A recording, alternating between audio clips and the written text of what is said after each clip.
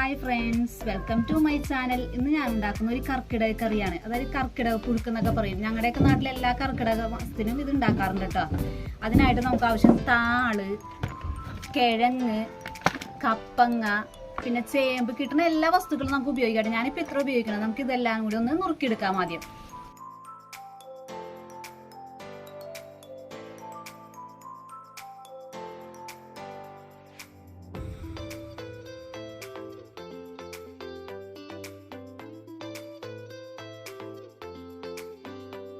കർക്കിടക കറിക്കുള്ള താളെല്ലാം ready ആയിട്ടുണ്ട്. താള് ചെറുതായിട്ട് അരിഞ്ഞ്, കപ്പങ്ങ, കിഴങ്ങ്, താളിൻ്റെ അടിയുള്ള ചേമ്പ് ഇവയെല്ലാം നാം അരിഞ്ഞ് വൃത്തിയാക്കി വെച്ചിട്ടുണ്ട്. പുഴുക്കിനുള്ള പരിപ്പ് അടപ്പത്തേക്ക് ഇടാം. കുക്കറിലേക്ക് പരിപ്പിട്ട് നമുക്ക് 2-3 വിസിലടിക്കാം. പരിപ്പിന്റെ കൂടെ നമുക്ക് കിഴങ്ങും ചേമ്പും ഇട്ട് വേവിക്കാം. അരിഞ്ഞു വെച്ചിരിക്കുന്ന ചേമ്പും കിഴങ്ങുമാണ്. അല്പം ഇത് വേവാനുള്ള കുറച്ച് വെള്ളവും അല്പം മഞ്ഞൾപ്പൊടി ഉപ്പിട്ട് നമുക്കിതൊന്ന് വേവിക്കാം. ഇതിനുള്ള ഉപ്പ്, അല്പം മഞ്ഞൾപ്പൊടി, നമ്മൾക്കിത് 2-3 വിസിൽ കേൾപ്പിക്കാം. ഇതിനായിട്ട് നമുക്കൊരു അരപ്പ് തയ്യാറാക്കണം. അതിനായിട്ട് ഞാൻ ഒരു ചെറിയ മുറി തേങ്ങ ചിരണ്ടി എടുത്തിട്ടുണ്ട്.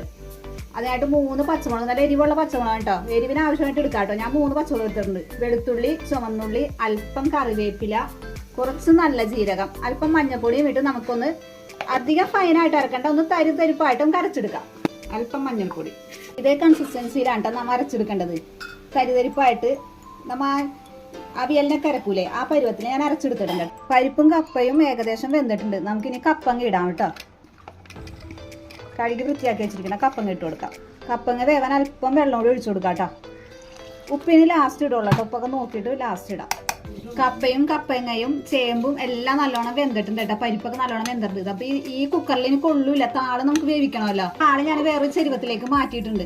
അതിന്റെ അകത്തേക്ക് ഞാൻ ഈ കുക്കറിലുള്ള വിസ്തൃത വനത്തേക്ക് മാറ്റിയാണ്. താളിന് വലിയ വേവൊന്നുമില്ല കേട്ടോ. താളിനോട് വെള്ളവും ഒഴിക്കുള്ള. താളിന്റെ ഉള്ളിൽ നിന്ന് വെള്ളം വരും. ഈ കർക്കിടകത്തിൽ താളിനും ചേമ്പിനും ഒന്നും ചൊറിച്ചിലുണ്ടാവില്ല കേട്ടോ. അതുകൊണ്ട് നമ്മൾക്ക് ഇനി വേവിച്ച് വെച്ചേക്കണ കപ്പയും പരിപ്പും എല്ലാം കൂടെ നമുക്ക് ഇതിനകത്തേക്ക് ഇടാം. സമയത്ത് ഒരല്പം പുളി ഇടണ നല്ല കേട്ടോ. വാളംപുളിയോ കുടപ്പുളി എന്ത് വേണമെങ്കിലും ഇടാം. ഞാനൊരല്പം വാളംപുളി ഇടുന്നുണ്ട് കേട്ടോ. നിങ്ങളുടെ ഇഷ്ടമാണ്. ഞാൻ അല്പം ഇടാറുണ്ട് കേട്ടോ.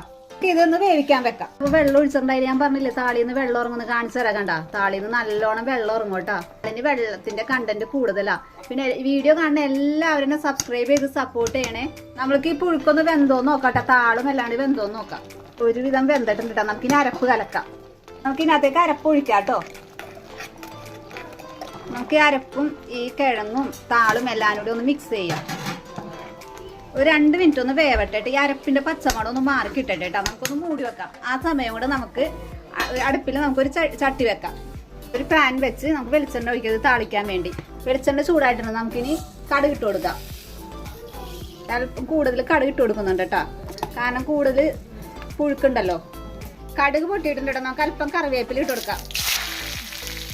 ഈ സമയത്ത് വറ്റൽമുളകും ഉണ്ടെങ്കിൽ നമുക്ക് ഇട്ട് കൊടുക്കാം കേട്ടോ. വറ്റൽമുളക് എൻ്റെ കയ്യിലില്ല.